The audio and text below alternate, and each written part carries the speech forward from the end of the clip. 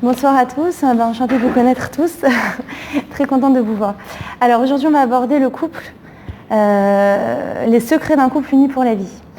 Alors c'est un grand titre, évidemment on ne va pas tout aborder, mais j'espère que les points là, que je vais vous donner, ça va déjà vous donner quelques tuyaux pour arriver déjà à amorcer, enfin même si vous êtes déjà dans la vie de couple et que ça va déjà, mais on peut toujours faire mieux.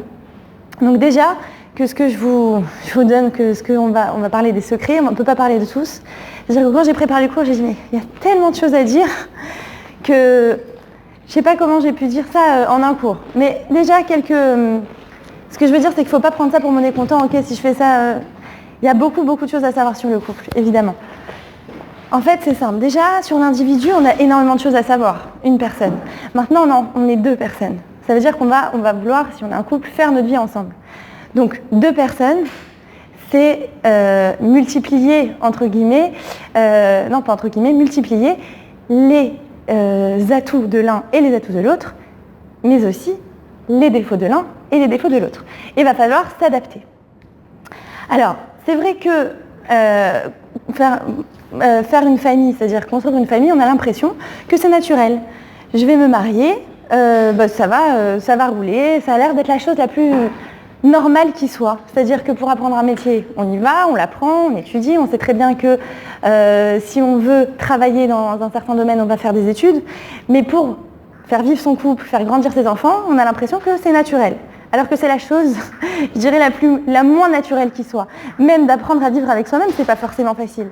Mais en plus de vivre avec l'autre, ça insinue qu'on sait qui on est et qu'on va savoir vivre avec l'autre si on vit avec quelqu'un. On est d'accord? Mais en fait, on s'aperçoit sur le terrain que finalement, c'est pas si facile et que ça roule pas toujours. Et qu'en fait, il y a comme on a l'impression des fois des choses qui nous échappent et qu'on a besoin d'une stratégie. Un peu comme on rentre quand on travaille dans une société, on se aperçoit qu'il y a des stratégies derrière, que les gens, ils ont réfléchi, qu'il y a des réunions, qu'il y a des équipes, que c'est très organisé et que c'est comme ça que les sociétés avancent et elles font du bénéfice. Et elles investissent, c'est pas seulement de l'argent, aussi du temps. Elles investissent dans la façon de réagir, la façon de réfléchir, la façon qu'on va avoir pour séduire notre client, pour avoir plus de clients et ainsi de suite. Et en fait, dans notre couple, dans notre famille, on ne pense pas à tout ça. On a l'impression, encore une fois, que ça va être complètement naturel, qu'il n'y a pas besoin de réfléchir 107 ans. Je l'aime, il m'aime, tout va bien, c'est bon. Enfin, dans le meilleur des cas, parce que des fois, il faut que l'amour y soit aussi, mais bon, on a l'impression que c'est normal. Et quand les problèmes arrivent et surviennent, on se dit, mince alors, qu'est-ce qui se passe? Il y a un bug, mais je comprends pas. Mais si on s'aime, ça devrait tourner, ça devrait rouler, ça devrait... Non, non. Finalement, on retombe là-dessus et on n'a pas toujours les méthodes. Donc, déjà, la première chose, donc, savoir que, en fait, l'amour ou le couple va pas... Il y avait un proverbe comme ça qui disait, c'est pas de se regarder dans la même direction, c'est pas de se regarder l'un l'autre, c'est de regarder dans la même direction. Premier élément, ça veut dire de savoir que la personne avec qui je vais vivre, on a un but commun. On sait vers où on va tous les deux, mais vers là où on va, il se rejoint. C'est pas l'un il veut aller à l'opposé, moi à l'opposé, et on compte faire nos vies ensemble. Parce que dans ce cas-là, forcément qu'il va y avoir des affronts, forcément qu'il va y avoir des conflits, et ça va être très difficile d'en relever. Je dis pas que c'est impossible, rien n'est impossible, mais ça va être plus compliqué. Il n'y a pas de célibataire là? Oui, il y en a? Non? D'accord, bon dommage. Parce que ça c'est un truc à savoir avant de se marier aussi, que c'est important de savoir vers où on va ensemble. Si on ne sait pas vers où on va, ou si on pense que c'est pas grave, on s'arrangera du moment qu'on s'aime, forcément c'est plus difficile. Maintenant, au niveau de l'individu lui-même, les deux individus, les deux personnes qui vont se marier, d'accord, qui vont prendre en compte, qui vont vivre ensemble, ils ont des choses à savoir. Alors en fait, on va aborder les mécanismes de chacun. On a deux personnes qui se rencontrent. En fait, dans chacun d'entre nous, on a trois éléments. On a le parent qui vit en nous, on a l'adulte et on a l'enfant. Et en fait, l'adulte, c'est celui qui est, on va dire, l'équilibre entre l'enfant et le parent. D'accord? On a tous un enfant en nous. On grandit, tout ça, mais chez chacun d'entre nous, il y a un enfant. Chez chacun d'entre nous, il y a aussi un parent. Comment ça va se traduire maintenant? Quand on est en face, d'accord? Je suis mariée, je suis avec mon conjoint, lui aussi, il a parent, donc imaginez un modèle, parent, adulte, enfant. D'accord? Si on est en phase tous les deux, mais que moi je vais être en mode parent, et que lui il va être en mode adulte ou enfant, il y a un décalage. Donc on ne va pas parler la même chose. Donc je vous donne un exemple. Par exemple, le monsieur il arrive le matin, le mari, et puis il dit à sa femme, quel temps il fait aujourd'hui ? Ah là là, il fait très froid, va vite mettre un pull, ne sort pas comme ça, il gèle. Là, la femme, elle ne lui a pas parlé en tant qu'adulte, elle lui a parlé en tant que maman. Elle le couvre, elle le protège. Et lui, en fait, dans son système intérieur, il va avoir l'enfant, parce qu'en fait, elle se prend en tant que mère, donc en tant que parent, parce qu'on a parlé des 3 notions, et lui, en tant qu'enfant, c'est-à-dire, oui, son enfant intérieur, va se plaindre aux parents qu'il est. Il va dire, mais attends, mais elle me parle comme un enfant. Qu'est-ce que ça veut dire ? Donc, inconsciemment, ça s'imprime, et il y a une certaine rancune qui se met, c'est-à-dire attends, je t'aurai la prochaine fois. Je ne me laisserai pas faire, parce que je ne suis pas un enfant. C'est un instinct de survie quelque part. Je ne suis pas un enfant, je suis un adulte et je tiens à me faire respecter en tant qu'adulte. Donc ça fait partie de la notion du respect. Souvent on entend dans les cours, il faut se respecter, c'est le plus important dans les couples, l'amour c'est bien, mais il faut s'aimer, mais il faut se respecter. Mais ça veut dire quoi concrètement se respecter ? Se respecter, ça veut dire justement être sur le même mode de communication. Savoir qui je suis pour savoir qui tu es, comment je dois te parler. D'accord ? Il y a des choses donc. On va voir ensuite les solutions bien sûr. Mais par exemple, cette femme qui va dire à son mari « couvre-toi, mets un pull, il fait froid », pourrait penser que c'est gentil. Il n'y a rien de méchant là-dedans. Elle ne veut pas qu'il attrape froid. Voilà. Peut-être parce qu'elle a peur qu'il ne l'aide pas après, mais... mais en fait, il y a quand même ce mode de communication où lui peut se sentir menacé. Ça y est, il est grand maintenant, il veut être considéré comme tel, comme un grand garçon. Donc il n'a pas envie. Mais maintenant, il y a l'inverse, la femme enfant qui va se marier ou se mettre avec un homme qui aime jouer le père. Donc ça va être le père un peu cadrant. Vous voyez, l'homme recadrant. Et la femme enfant, ça lui correspond. D'accord ? Parce qu'elle avait besoin d'un père, lui, il avait besoin de de paterner plutôt. Tout va bien, tout le monde est content. Alors oui, seulement, qu'est-ce qui se passe quand on est une enfant ? Un jour, on veut grandir. Et là, d'un coup, on ne comprend pas ce qui se passe, puisque la personne avec qui on est, c'est un parent, c'est un papa, on a cherché un papa. Mais après, il y a un moment où elle a envie de grandir, elle ne comprend pas pourquoi elle a un père. Alors c'est là aussi qu'il faut comprendre une chose. Quand on se marie, quand on rentre dans un couple, dans une relation de couple, on rentre, en fait, officieusement, il y a comme un contrat, si vous voulez.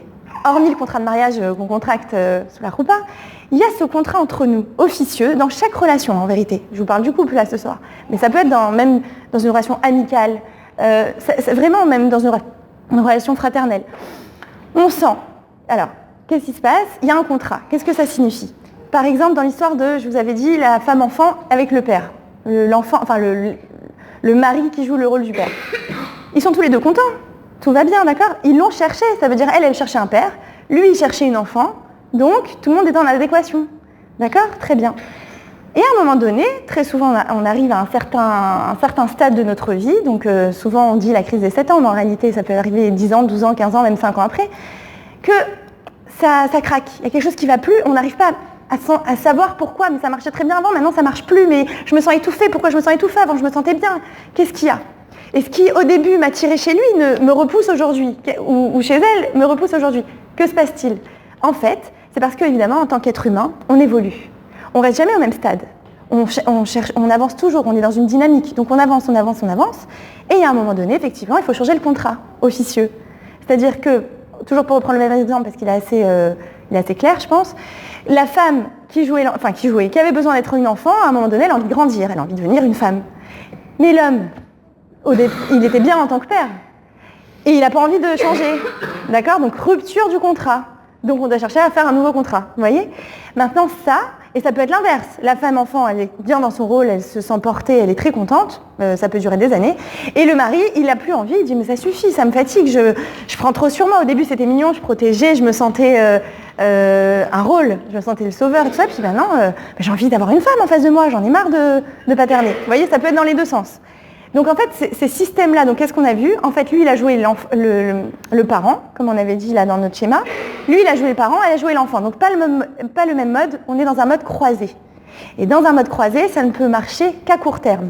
Il y a un moment donné où ça va craquer. Donc en fait, pour que ça marche, il faut que soit les deux soient parents, si vous voulez, Donc je répète quand on a 2 adultes, rapidement. Vous me suivez là, hein? Ouais, ça va. On a chacun 3 entités, d'accord? Enfin, on est construit comme ça. Parents, adultes, enfants. L'adulte, c'est l'équilibre, c'est celui qui va faire l'équilibre entre l'enfant intérieur qui est en nous et le parent qui est en nous, d'accord? Et en fait, pour que le couple fonctionne vraiment bien et soit sur un mode équilibré et harmonieux, il va falloir que ce soit parent-parent, ou adulte-adulte, ou enfant-enfant.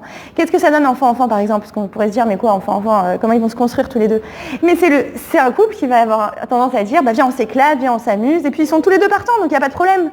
Tandis que s'il y en a un qui dit, viens, on s'éclate, et l'autre qui répond, ah, attends, tu rigoles, il y a du travail là, ça va pas ou quoi? De toute façon, tu penses toujours à t'amuser. Donc il y a le mode parent et le mode enfant. Et hop, relation croisée, conflit. Vous voyez? Et tandis que si on est tous les deux mode ou enfant ou parent, ben on s'accorde. On est sur le même mode, donc tout va bien.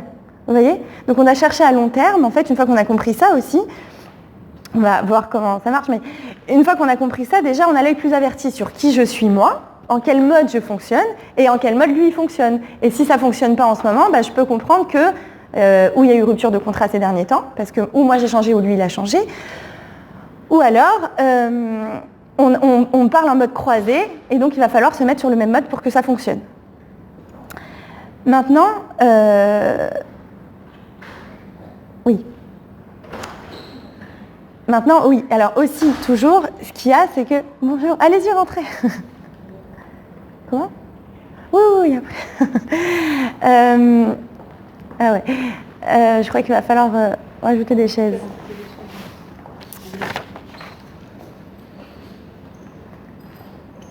Voilà.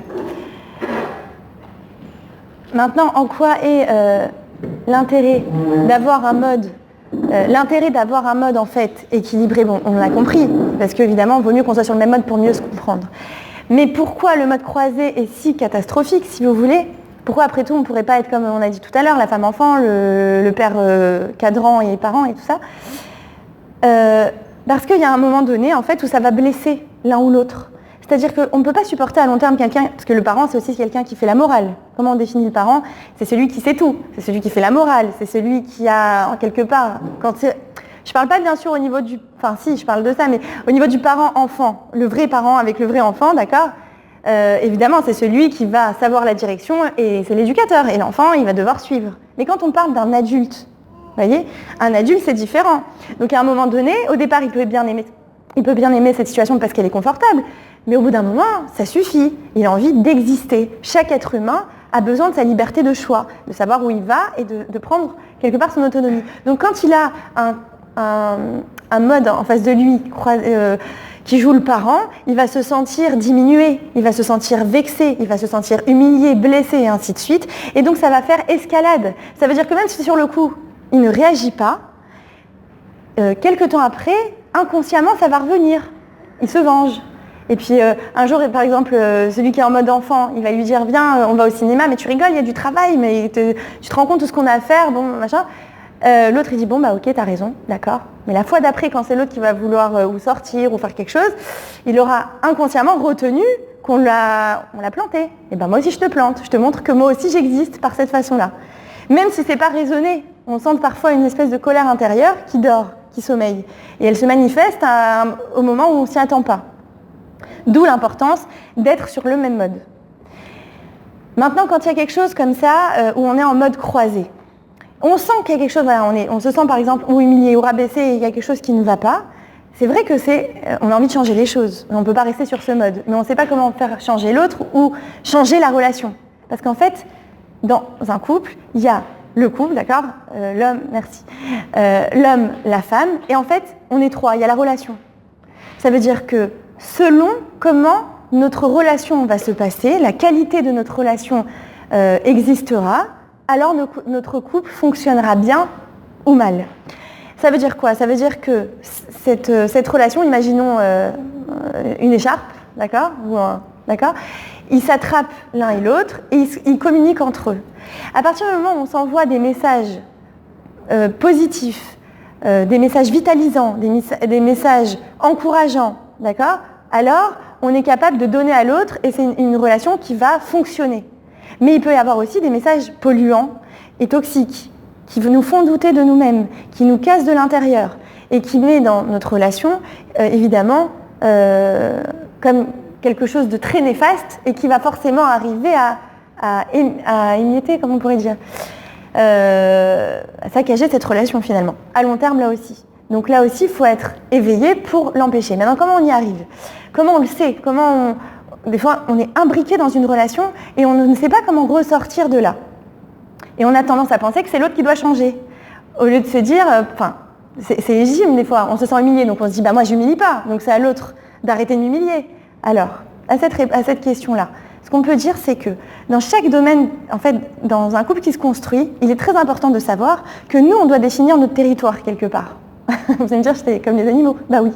C'est-à-dire que c'est pas physique, ok, les animaux, ils déterminent notre territoire sur le terrain, mais nous, ça va peut-être être plus abstrait, mais ça va se ressentir.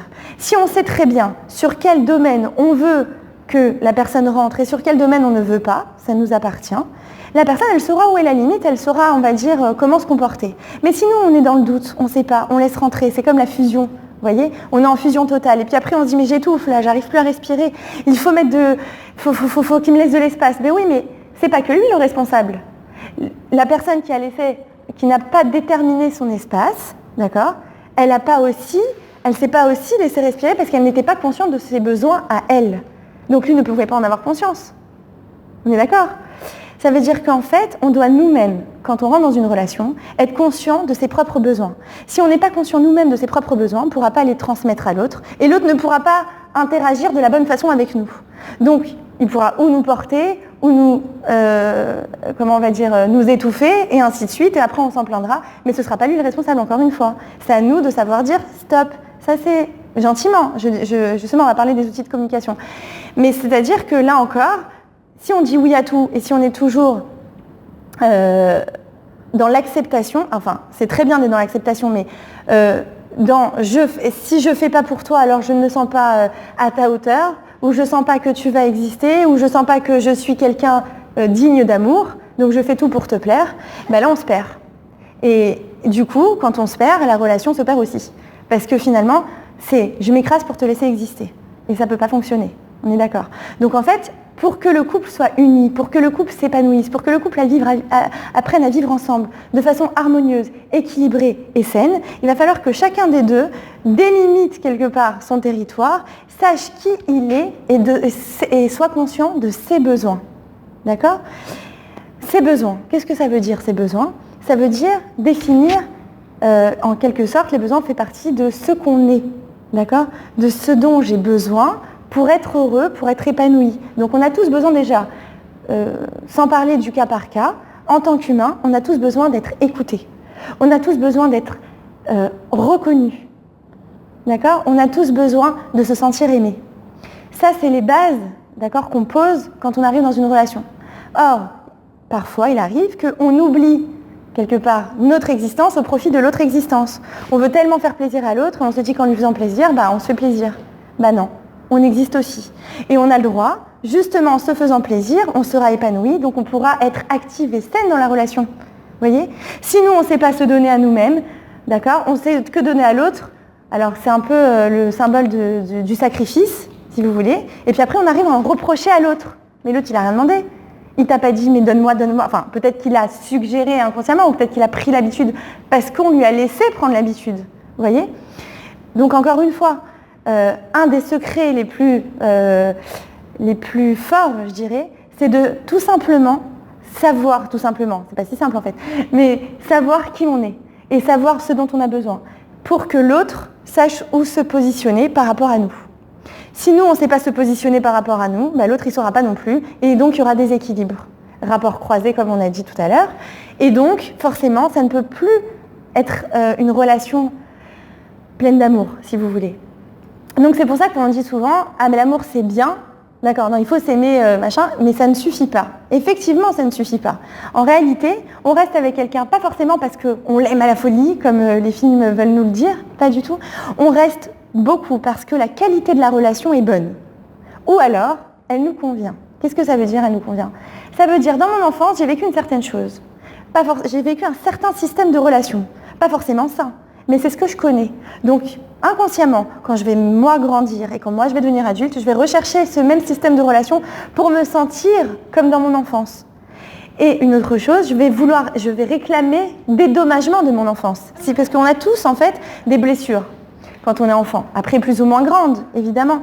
Mais de nos parents, en fait, on va recueillir de l'amour, de manière générale, on l'espère pour chacun d'entre nous. Mais on va aussi recueillir des blessures. On a été déçus, on ne s'est pas senti aimé sur certaines choses, ou pas assez reconnu là, ou on a tous une histoire comme ça.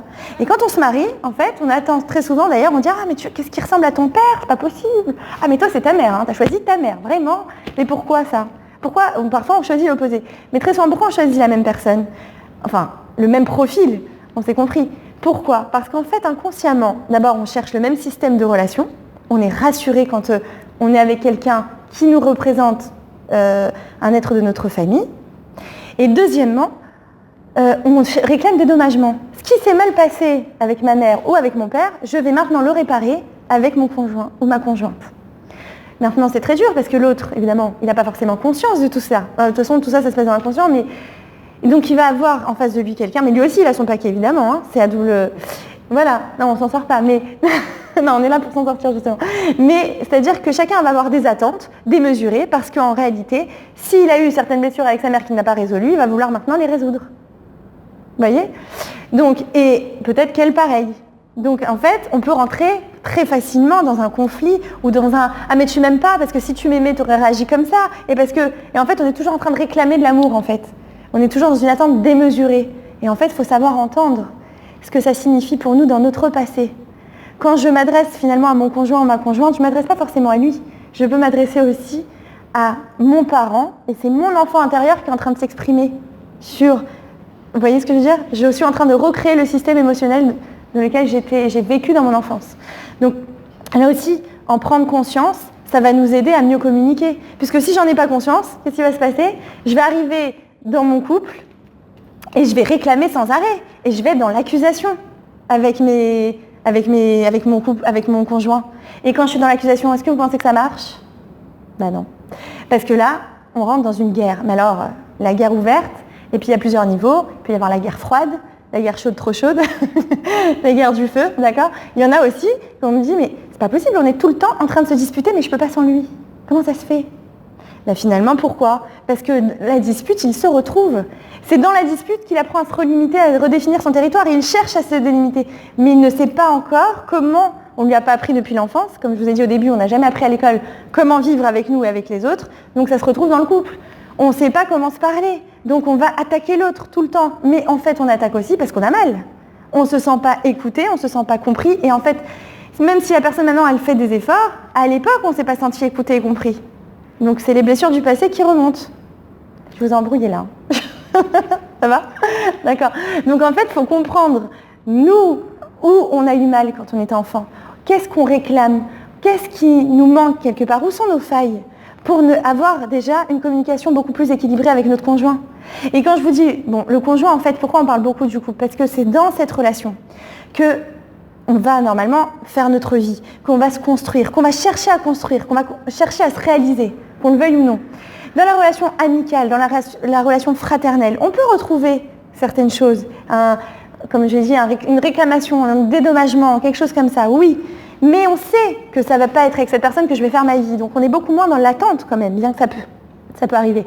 Mais là où on va être surtout dans l'attente, c'est dans la relation de couple. Parce que c'est une relation forte.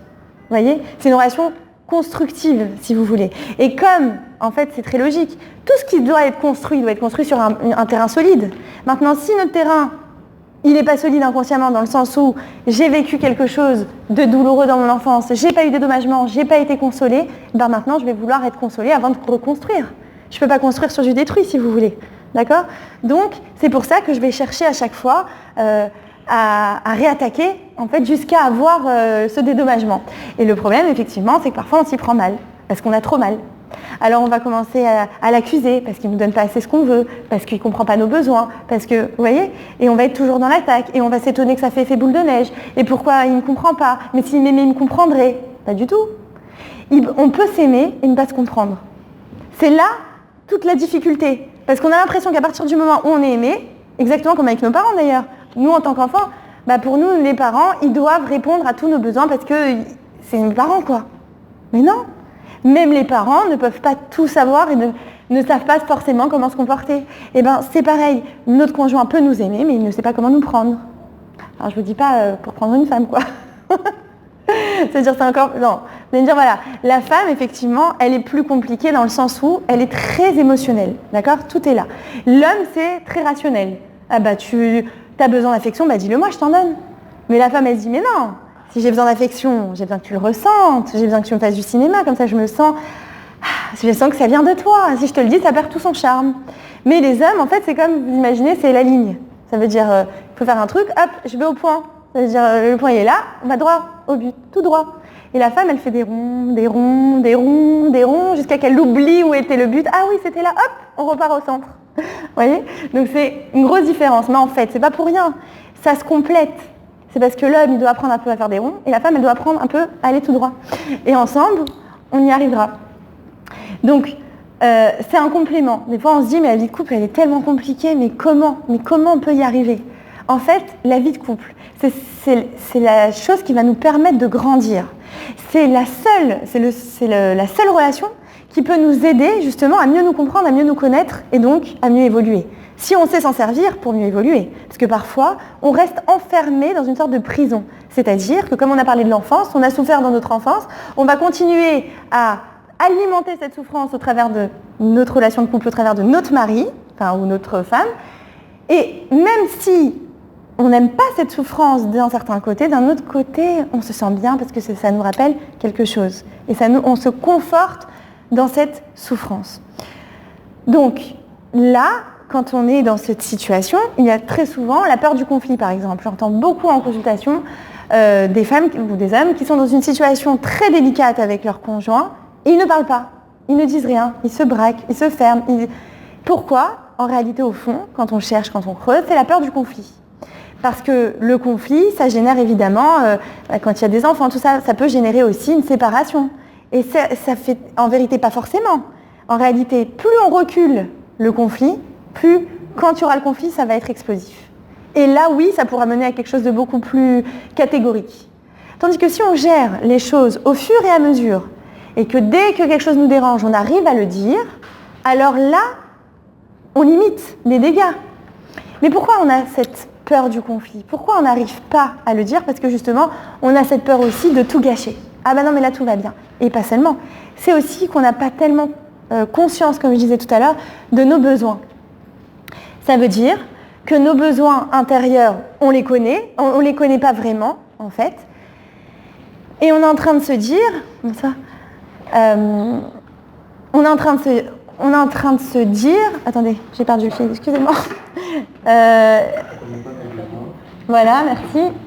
On ne connaît pas nos besoins. On va voir ceux qui suivent là, attention. Interrogation. Voilà, on a peur du conflit et ça va nous enfermer. Oui. Mince alors. Non, j'allais arriver à un point important en plus. Bon, ça va revenir. On a quoi?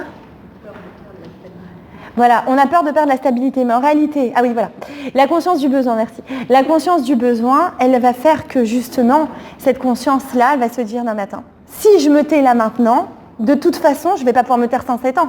C'est comme quelqu'un qui a faim, d'accord? Il a faim 5 minutes, bon, surtout chez les hommes, au bout d'une heure, faut pas le laisser traîner là, parce que sinon on va tout casser dans la maison, d'accord?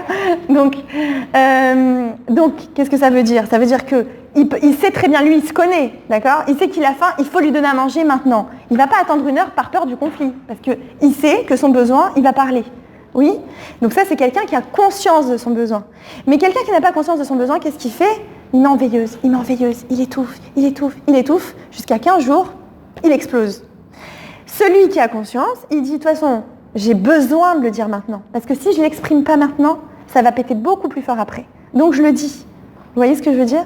Maintenant, c'est vrai que ça demande, en fait, une certaine assurance. Et pas seulement une assurance, une certaine confiance en nous. Confiance en nous, ça veut dire aussi avoir conscience de sa valeur. Savoir que si je suis avec quelqu'un, cette personne, elle m'apprécie pour ce que je suis. Elle m'aime. Et même s'il y a des choses qui peuvent me déranger, elle ne va pas forcément me rejeter. Elle ne va pas forcément me dire ou se dire, ça y est, elle m'a dit ça ou elle s'est dit, elle n'est pas d'accord, elle va partir. Vous voyez ce que je veux dire? Et même plus que ça, je dirais. Arriver à se dire, et même s'il se dit que parce que je demande ça ou j'ai besoin de ça, il va dire, ah bah je peux pas, ah bah je pars parce que, bon, prenons un cas extrême, arriver à se dire, mais c'est pas grave, c'est-à-dire, j'existe à part ça, vous voyez ce que je veux dire? C'est-à-dire que quand on se marie, c'est pas, je m'appelle Déborah, il s'appelle David par exemple, ça fait Déboda, je sais pas. Non, c'est Déborah et David qui se marient et qui resteront. On ne doit pas s'effacer, vous voyez ce que je veux dire? En fait, il y a le Déborah, il y a le David et il y a le couple. On est en train de construire un couple, et ce couple, comment vous dire, c'est comme une troisième personne, si vous voulez. On doit l'alimenter, mais on ne doit pas s'effacer. Vous voyez? Maintenant, ce couple, évidemment, comment on va l'alimenter? Comment on va, parce qu'on a parlé conflit, machin, d'accord, des trucs un peu négatifs. Allons sur le positif maintenant. Comment on va lui donner une vie? Comment on va faire pour le rendre vivant au fur et à mesure des années? On veut rester jusqu'à la fin de notre vie. Mais c'est difficile, on se dit, mais comment on va arriver à s'arranger? Alors justement, tu vois, j'ai entendu comme ça, c'était à mon Shabbat Ratan d'ailleurs, j'ai jamais oublié, un Dvar Torah, le Rav avait dit quelque chose de magnifique. Il avait dit, vous savez, le mariage, faut le voir comme un bon vin. C'est-à-dire que le bon vin, plus il vieillit, plus il est bon. Et bien c'est exactement ça le mariage. C'est comme ça qu'on doit tendre, c'est vers cela qu'on doit tendre, on doit vraiment y croire et s'accrocher. Ça veut dire que oui, ça doit être comme ça, et ça doit être vécu comme ça. Et si c'est pas vécu comme ça, c'est pas bon signe, ça veut dire qu'il faut faire quelque chose pour que ça change. Mais le mariage, c'est un épanouissement avant tout. Ça veut dire que on est l'homme et la femme, on est là pour s'aimer et se faire grandir l'un l'autre. Il n'y a pas je t'écrase, tu m'écrases, non, genre un coup je suis en haut, un coup non, on est ensemble, on s'entretient tous les deux. Vous voyez ce que je veux dire? Et on gâte ce couple, cette notion de couple. On donne de l'amour à l'amour, si vous voulez. On est là pour s'aimer et pas pour se faire la guerre. On a parlé des blessures de l'enfance et ainsi de suite. Eh bien, on doit chacun être conscient que l'autre est un enfant peut-être blessé intérieur, qu'il n'est pas forcément en train de s'adresser à moi. J'en avais un une fois, il m'a dit, enfin, au fur et à mesure de la thérapie, au début, il voyait sa femme comme quelqu'un de toujours insatisfait. Comme quelqu'un oui, de jamais content, qui faisait toujours la tête et il disait quoi que je fasse, de toute façon, elle est jamais heureuse, elle est jamais bien. Alors moi, ça y est, je l'abandonne. Oui, parce que souvent, les gens viennent en thérapie, malheureusement, quand c'est à la limite, quoi. Quand c'est le moment de craquer. Ça aussi, c'est un truc à savoir. Faut y aller quand on sent déjà qu'il y a des choses qu'on n'arrive pas à établir. Il n'y a pas besoin d'attendre que tout est en train d'exploser. Bref, ça, c'était la parenthèse. Mais, donc, il me dit, c'est une internale insatisfaite, il n'y a rien à faire. Et finalement, quand on a prolongé la thérapie, on a vu que cette femme, c'était une femme qui, elle-même, n'avait pas reçu d'amour de son père, en fait. Elle avait été abandonnée. Et elle avait toujours l'impression que son mari allait l'abandonner. Donc elle était toujours dans l'angoisse pour recréer l'harmonie et la bonne entente au sein du couple. C'est-à-dire que sans la présence divine, c'est pas arrivé quand même. Non, ça veut dire, c'est vrai que ça requiert de l'humilité. Parce qu'on se dit, ben ça va, on appartient à une siècle, on peut vivre tous les deux, cohabiter, on est des hommes et des femmes, on est civilisés, on se connaît, on peut... Ben non, pas toujours justement, on s'aperçoit sur le terrain que finalement, il n'est vraiment aucun rapport avec ce que je pensais. Une fois qu'on habite ensemble, c'est pas du tout ça. Je sais pas ce que je lui ai trouvé au début, vraiment, ou ce que je lui ai trouvé à elle. Hein. Elles sont en majorité, donc voilà. Mais voyez, ça veut dire que vraiment, la présence d'Hachem, en fait, c'est elle qui va nous aider à comprendre l'autre, à nous aider aussi à nous connaître nous et à comprendre que parfois, quand il y a des cris, quand il y a des crises, c'est pas grave. Ce qui est important, c'est de voir le but. Où je veux en arriver? Je vous ai dit au début du cours, ce qui est important, c'est pas de se regarder l'un l'autre, c'est de regarder dans la même direction. D'accord? Ce qui est important, c'est d'avoir des projets communs. Les couples qui réussissent, c'est ceux qui travaillent ensemble vers quelque chose de commun. Vous voyez? Par exemple, bâtir une famille, d'accord? Avoir des enfants. Même pour les enfants, c'est équilibrant. Imaginez en fait, le couple, c'est un triangle, d'accord? Il y a l'homme, la femme. Alors, des fois, il y en a qui disent, il y a Dieu, mais il y a aussi le projet et vers où on va. On tend vers le haut, d'accord? On s'élève et on fait des choses extraordinaires, ensemble, main dans la main. On est une équipe, on veut travailler, on veut avancer ensemble. Mais si on n'a pas cette conscience-là et qu'on vit que juste à se regarder l'un l'autre dans le blanc des yeux, à un moment donné, on va voir que les négatifs. Parce que c'est humain. Humainement parlant, on est très habitué à focaliser sur le négatif au lieu de focaliser sur le positif. Vous voyez? Alors que quand on a un projet commun, en fait, c'est-à-dire presque... Ça n'a plus trop d'importance tout ça. Ce qu'on veut, c'est avancer. Donc quand il y a des conflits, des choses qui ne vont pas, comme on est aussi penché sur le projet, on va chercher à s'entraider pour avancer.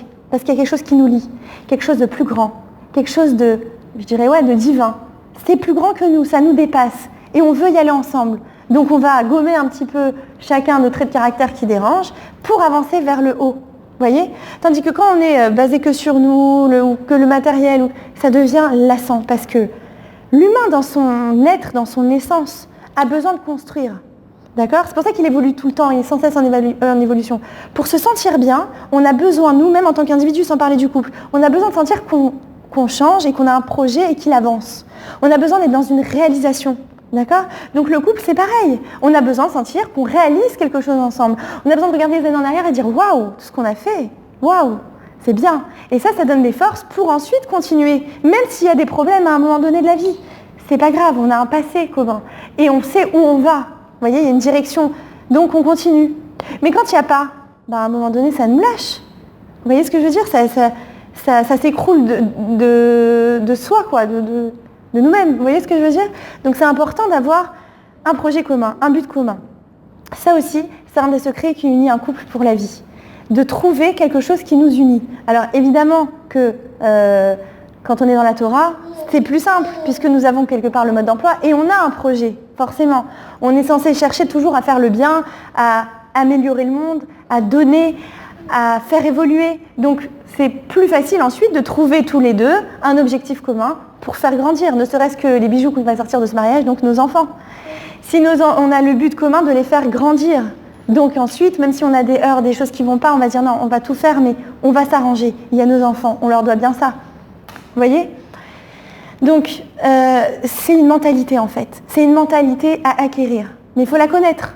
Parfois, j'en ai qui me disent, mais non, mais c'est impossible. Il a un sale caractère, j'ai un sale caractère, c'est foutu, allez, on lâche l'affaire, on laisse tomber.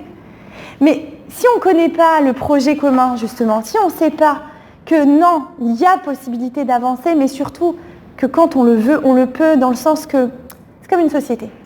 Vous êtes dans une société, d'accord, vous l'avez créée de vous-même, d'accord? Je ne sais pas s'il y a ici des chefs d'entreprise, mais j'imagine, il y en a toujours chez les juifs. Toujours, qu'est-ce qu'on fait? On met tout notre investissement, tous nos argents, toutes nos économies, et on ne dort pas la nuit, et on s'investit, et on regarde tout ce qui, je sais pas, toutes les émissions possibles et inimaginables pour savoir comment les autres ils ont réussi, ceux qui ont réussi, les méthodes, les machins, les nanas. Puis un jour, bon, ça a marché, tout ça, puis un jour, non, ça marche plus très bien. Vous croyez qu'on va lâcher l'affaire? Non, surtout si on est juif. On lâchera jamais. Mais c'est-à-dire, on est des battants. Non, je vais y arriver, ça va pas ou quoi? J'y suis arrivée, je vais y arriver encore. On va mettre de l'énergie. C'est la même chose, cette énergie-là que vous voyez, on devrait l'avoir, on doit l'avoir. On se doit de l'avoir pour nous-mêmes et pour nos enfants, s'il y en a, dans notre couple.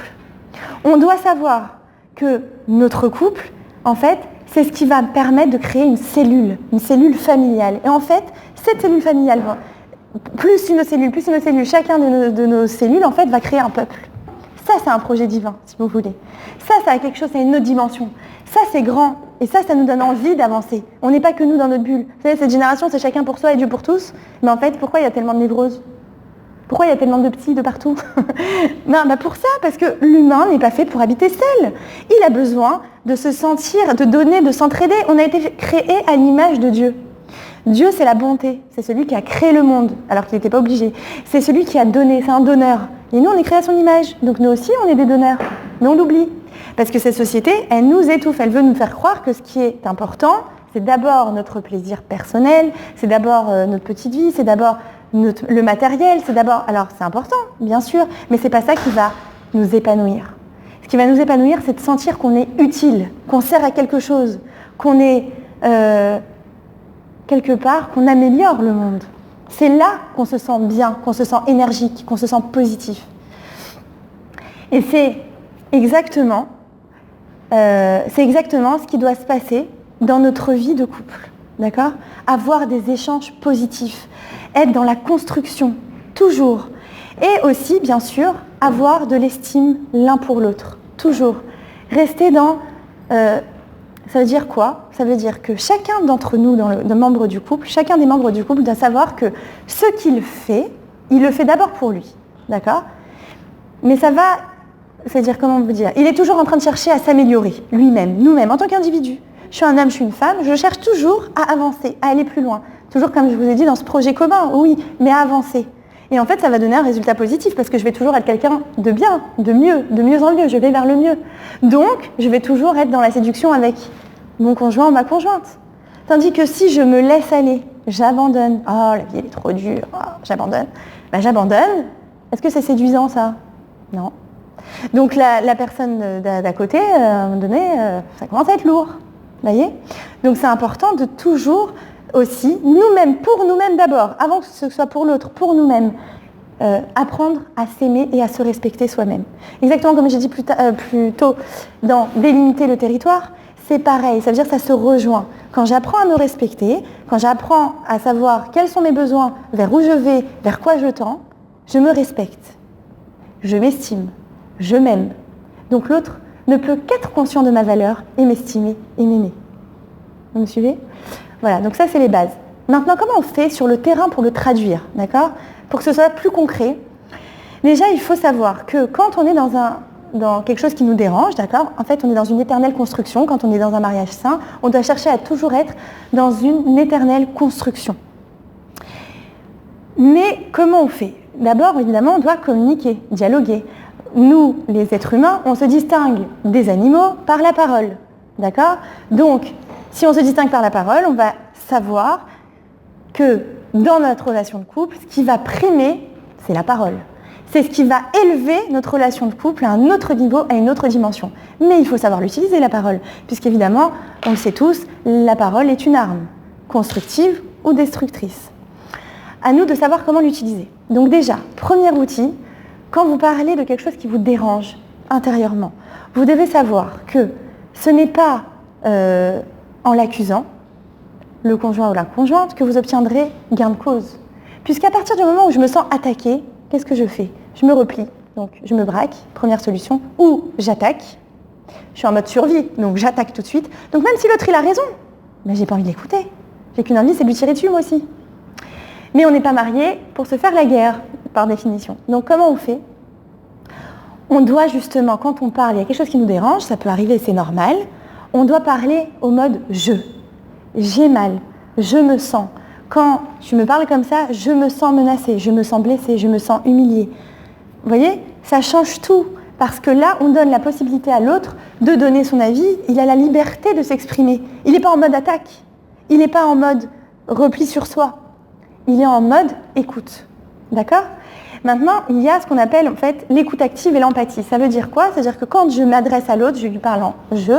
Quand je l'écoute, moi, je suis celle qui écoute, je peux lui dire aussi des choses pour lui montrer que je l'entends, que je prends en compte sa demande. Je suis peut-être pas en mesure de lui donner ce qu'il a besoin, c'est pas grave. Mais comme je vous ai dit au début, l'essence de l'être humain, il a besoin d'être reconnu, d'être aimé et d'être écouté. Bravo. Voilà, il y en a qui suivent. Hein. Alors, vous voyez, et d'être écouté. Donc, quand on est dans l'écoute et que déjà on sent je comprends ce que tu es en train de me dire. Ah, effectivement, d'accord. Ah, ça nous apaise. Pourquoi ? Parce qu'on a compris que l'autre a compris ma réalité intérieure. Je suis plus seule. Donc, je suis en mesure de trouver des solutions. À partir du moment où je me sens seule, où je ne me sens pas écoutée, je peux m'accrocher au plafond. Je peux hurler, arracher les rideaux. Je peux casser les assiettes, comme on dit souvent. Ah non, mais avant, ils cassaient les assiettes, mais ils restaient mariés. Hein. Il n'y avait pas. Ils restaient mariés. Mais ils cassaient les assiettes, eux aussi. Ils n'avaient pas les outils de communication. Non, mais ça veut dire que en fait, le jeu et je me mets pas en mode attaque, mais je me mets en mode écoute, va tout changer dans notre relation. Parce que j'apprends à respecter l'autre. Ça fait partie des bases du respect. Savoir se parler, savoir se comprendre, savoir communiquer. D'accord ? Ensuite, reformuler. J'ai fait une demande, d'accord ? Je me sens blessée, humiliée quand tu me dis telle ou telle chose. Je pense que tu ne le fais pas contre moi. Mais moi, quand je l'entends, c'est peut-être ton mode de communication à toi, mais moi, quand j'entends ça, je ne peux pas. Donc à ce moment-là, on peut reformuler. Ah, donc quand tu m'entends dire ça, tu penses comme ça. D'accord ? Eh bien, je ne sais pas s'il y a des commerciales, ça fait un peu commercial, c'est exactement ce qu'on doit faire en commerce. Ouais, voilà. Mais en fait, c'est aussi valable dans la relation de couple. Et encore une fois, pas que dans la relation de couple. Même dans la relation parent-enfant, même dans la relation fraternelle, même dans les relations amicales et même dans les relations professionnelles. Quand vous montrez à l'autre qu'il est reconnu, entendu, écouté, ça change toute la donne. Et c'est ce qu'on appelle aussi d'ailleurs l'intelligence émotionnelle. C'est-à-dire qu'on a remarqué que les gens qui avaient un QI élevé parfois et d'autres qui avaient un QI moins élevé, et bien parfois ceux qui avaient un QI moins élevé, ils réussissaient beaucoup mieux dans la vie que ceux qui avaient un QI élevé. Pourquoi ? Parce que tout simplement, ils avaient de l'intelligence émotionnelle. Qu'est-ce que ça veut dire ? L'intelligence émotionnelle était haute. Ça veut dire qu'ils étaient, en fait, ce qu'on appelle l'intelligence émotionnelle, c'est la capacité de gérer ses émotions et gérer celles des autres. Donc ils savaient écouter l'autre, lui répondre, lui montrer qu'il était entendu, mais parce que aussi, il était capable de faire la même chose avec lui-même, en fait. Quand nous, on sait se lire, ben, on n'a aucune difficulté à lire l'autre. Mais quand on ne sait pas se lire, c'est la confusion totale, le chaos total. Quand l'autre nous dit quelque chose, on se sent tout de suite agressé, bousculé, on n'arrive même plus à l'entendre même, puisqu'il y a trop de pensées à l'intérieur de nous. Vous voyez ? Donc, c'est savoir gérer ses sentiments et savoir gérer les sentiments de l'autre. C'est tout un art. Donc là, j'essaye de vous, encore une fois, je vous ai prévenu au début, en 1 heure, je ne peux pas tout vous dire, mais déjà vous donner quelques outils ou quelques tuyaux pour vous aider à mieux communiquer et à comprendre aussi. Parfois, ça fait du bien aussi de comprendre que c'est pas parce qu'on n'est pas fait l'un pour l'autre. Parfois, ça arrive, on me dit « Ah, mais j'en ai pas fait l'un pour l'autre. » Non. Vous pouvez très bien le faire, c'est juste le mode de communication qui ne va pas. D'accord ? Vous devez apprendre à vous parler. Vous devez apprendre à vous... En fait, c'est ça, donner de l'amour. C'est pas seulement je t'aime toute la journée. Il y en a comme ça. Je me rappelle, elle me disait, il m'offre des cadeaux, il est gentil, il a tout. Enfin, franchement, mais je ne sais pas, je dois être une personne détestable. Mais je me sens pas aimée. Enfin, je me sens pas dans cette relation. En fait, quand on a creusé avec le monsieur, ben, tout simplement, il écoutait jamais. Mais il donnait pas cette sensation. Enfin, si, il l'a donné, mais elle se rendait pas compte. Puisque dès qu'il y a quelque chose qui allait pas, bah viens, je vais t'offrir un truc, ou viens, on va boire un café, ou viens... Non mais, juste de l'écoute. Messieurs, important. Bon, les femmes aussi, mais en fait, il y a une chose à préciser, puisqu'il y a des hommes, c'est que les hommes, quand on leur dit quelque chose, les femmes, quand ils disent quelque chose aux hommes, tout de suite, solution. Normal, on a dit, c'est un trait. L'homme, c'est hop, problème, solution. Et la femme, c'est des ronds. Alors, elle a besoin de parler. Oui, je sais, c'est bizarre à comprendre, mais la femme, elle a besoin de parler des heures, juste pour vider son sac. Une fois qu'elle a fini, salut, ah bah merci mon chéri, t'as été à mon écoute, bye. Elle est contente. Genre, elle a le meilleur mari du monde quand elle a senti qu'on l'a écouté. Mais si l'homme, il lui dit, attends, mais t'as qu'à faire ça. Mais pourquoi t'as fait ça? Mais lui, il lui dit par amour, en fait, parce qu'il la voit souffrir, ben, il veut trouver une solution. C'est pratique, c'est pragmatique, un homme. Donc vas-y, je te trouve la solution et tu vas te sentir mieux. D'ailleurs, c'est ce qu'on a tendance à faire avec nos enfants. J'ai mal, attends, je te donne un bonbon, ça va aller mieux. On lui trouve une solution. Ou, j'ai cassé mon jouet, attends, je t'en achète un autre tout à l'heure, il n'y a pas de problème. Donc on lui trouve la solution. Mais même l'enfant et même la femme, ils n'ont pas envie qu'on leur trouve des solutions. Ils ont simplement envie de sentir qu'on a compris leur réalité intérieure.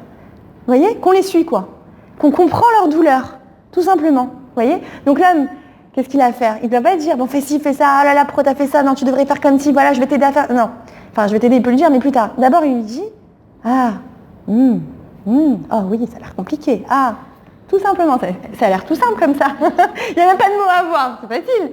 Le seul truc qui est difficile, c'est que vous, les hommes, vous êtes programmés pour trouver les solutions. Donc là, c'est la difficulté, mais c'est pour vous faire mieux évoluer. Et nous, on peut aussi comprendre qu'il y a des sujets à aborder, et il y a des sujets, il vaut mieux laisser de côté. Il y a la meilleure amie pour ça, donc vaut mieux. Il y a des choses, c'est pas la peine de raconter que pendant 2 heures, on a cherché le maquillage qu'elle avait avec la robe de le truc. Laissez tomber, ça, il comprendra pas, et vous vexez pas. Bon, je suis sûre que vous êtes des femmes averties, vous le savez, mais vaut mieux en rajouter une couche. Donc pour revenir aux outils de communication, on a compris écoute active, empathie, reformulation, je crois que je me dis bien, et formulation non accusatrice des sentiments. Parlez de vos sentiments. Des fois on parle de beaucoup de choses dans un couple, mais on ne parle pas des sentiments.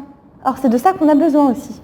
Donc parlez-en sans parler d'accusation, sans tu as fait, tu, le tu vous l'oubliez, c'est des balles. Voilà, dites-vous, à chaque fois que je dis tu, je suis en train de lui envoyer une balle. Arrêtez de le tuer. Voilà, ce qu'elle veut dire, tuer. Ouais. Arrêtez de tuer et parlez-lui avec des jeux.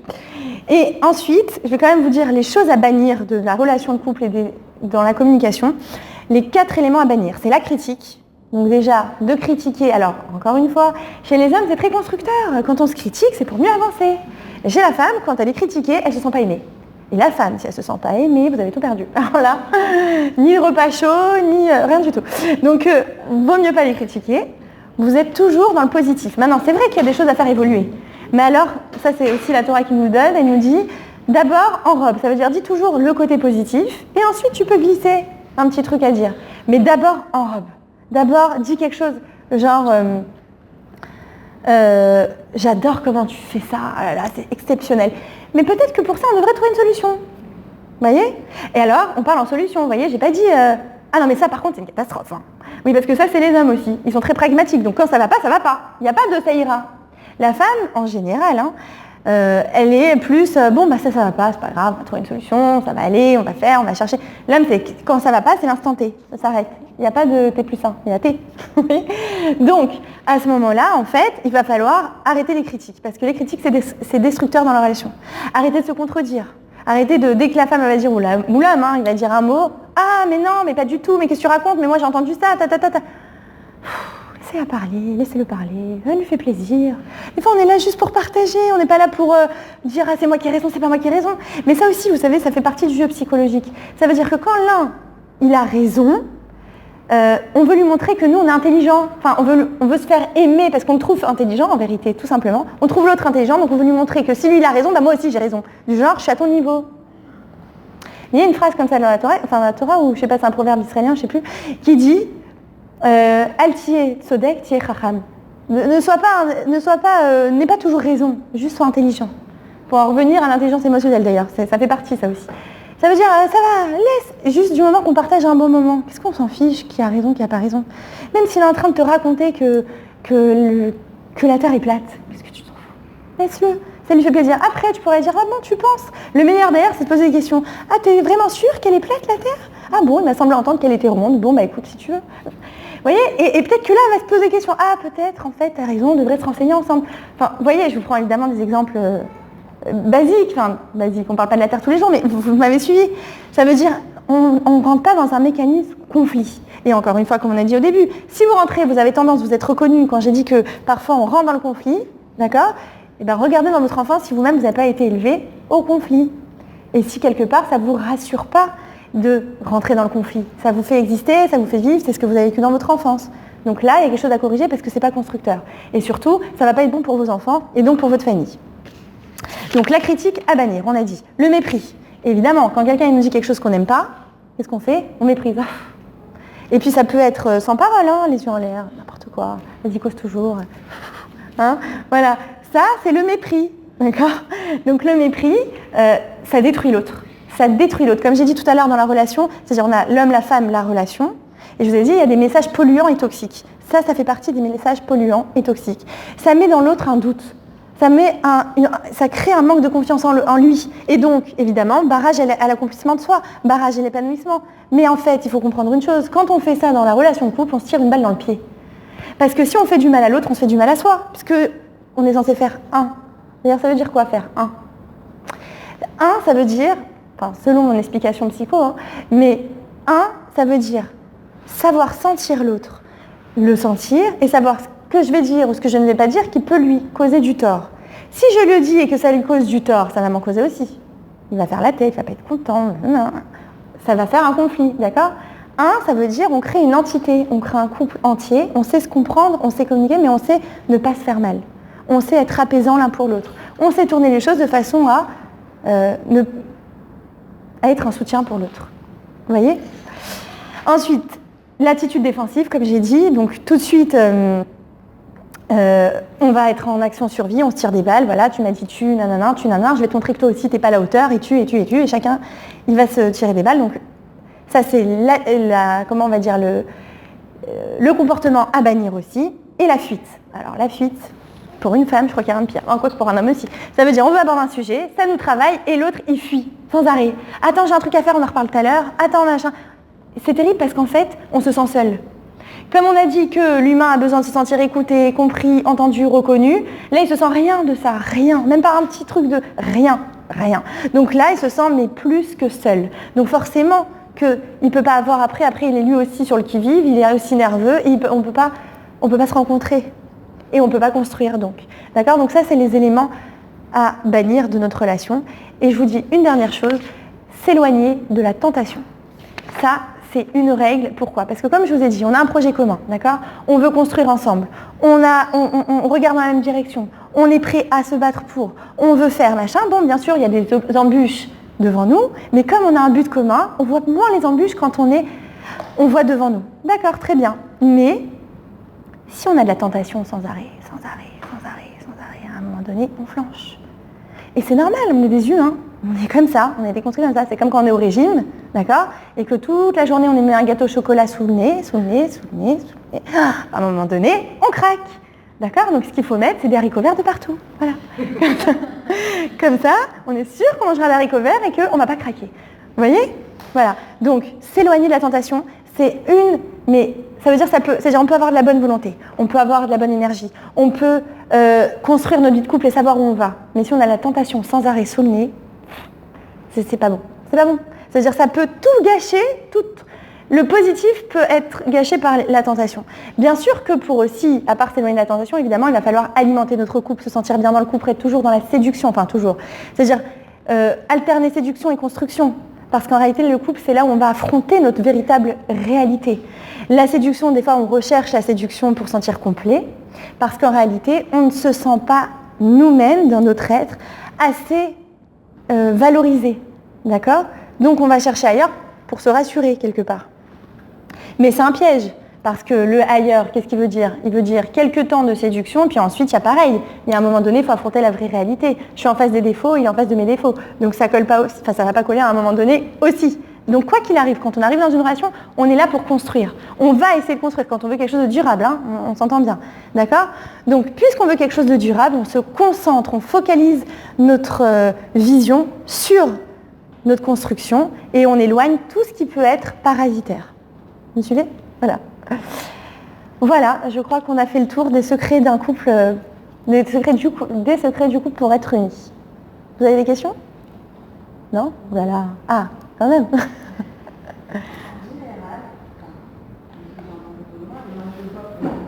t'as donné le problème chacun?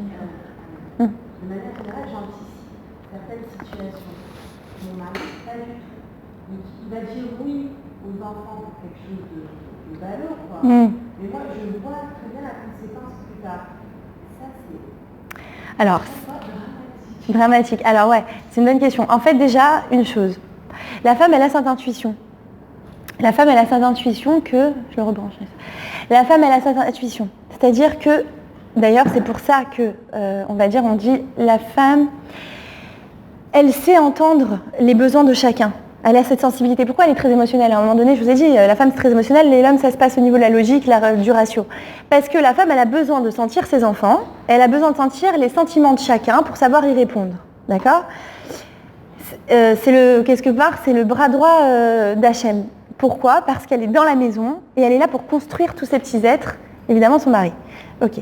Maintenant, quand vous voyez tout de suite ce qu'un mot va avoir comme conséquence, c'est bien, c'est que vous êtes bien une femme, d'accord. Mais il va falloir en faire prendre conscience au mari, mais sans les enfants. C'est-à-dire qu'il faut encore une fois beaucoup dialoguer.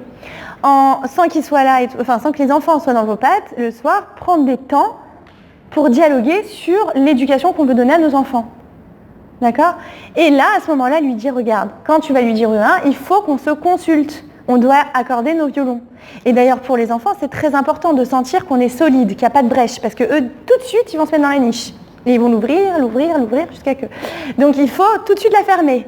D'accord? Donc, c'est le dialogue avant tout, avec les outils dont on a parlé, et sans les enfants dans les jambes, hein, évidemment. Une fois qu'ils sont couchés, avec un bon repas chaud. Ah oui, puis une fois qu'il a bien mangé. Ça, c'est un contrat avec de grand-mère, pas de psy. Voilà. Oui. Vous parliez des différentes phases, donc le parent, l'enfant et l'adulte. Oui.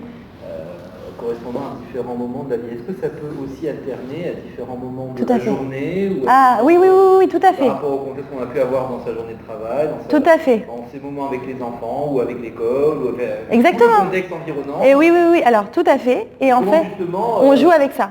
Alors déjà en avoir conscience. On a le parent, d'accord? Il faut voir comme ça les choses. Je vous l'ai fait le schéma ou pas? Sur le schéma. C'est parent, enfant et l'adulte au milieu. Il fait l'équilibre, d'accord? À un moment donné de ma journée, effectivement, je vais jouer l'enfant. Je sais pas moi, j'ai faim, il faut tout de suite qu'on me donne à manger, je sais pas, ouais, disons, d'accord? Je suis l'enfant. Là, l'adulte, il va dire, qu'est-ce que tu peux bien manger? Viens, on va trouver une solution pour aller manger, d'accord? Le parent, alors, maintenant, dans la différente base de la journée, maintenant, ce qui prime, c'est de savoir, de manière générale, est-ce que je suis plus un enfant? Est-ce que je suis plus un parent? Est-ce que je suis plus un adulte? Bien déterminé. Évidemment que dans la journée, on va avoir plus de phases. Mais qui prend le dessus à chaque fois? C'est le parent, c'est l'enfant, c'est l'adulte. Vous voyez? À partir du moment où vous avez déterminé qui vous êtes, si vous êtes plus ça, ça et ça, c'est à force de s'observer, au fur et à mesure de la journée. À partir du moment, en fait, si vous avez à chaque fois une relation impulsive, par exemple, ça va être que c'est enfant. Si vous avez une relation plutôt mature et même vous mettez en veilleuse vos besoins, vous avez celui du parent. C'est pas bon non plus, ça fait sacrifice. Et pour en fait que ce soit équilibré, là, il faut se réajuster. Ah, je suis un adulte. J'ai pas besoin de me mettre en sacrifice. J'ai pas non plus besoin d'être un enfant. Je me rééquilibre. Vous voyez? Voilà. Ça a répondu? Il y en a d'autres? Non? Bon, sinon après, vous pouvez faire en privé. Hein. Je sais que c'est des sujets perso des fois. Bon, bah, j'espère que ça vous a plu. Il y a une feuille qui circule si vous voulez faire partie du groupe WhatsApp, pour celles qui n'y sont pas encore, hein, parce que je sais qu'il y en a pas mal du groupe là, du groupe WhatsApp les mots sur les mots, où on me pose des questions en privé et j'y réponds en public de façon complètement anonyme, en audio. Voilà, donc si vous voulez, je ne sais pas où elle est la feuille. Ah, elle est là, d'accord. Bah voilà, faites tourner et mettez-moi le numéro, je rajoute après le cours.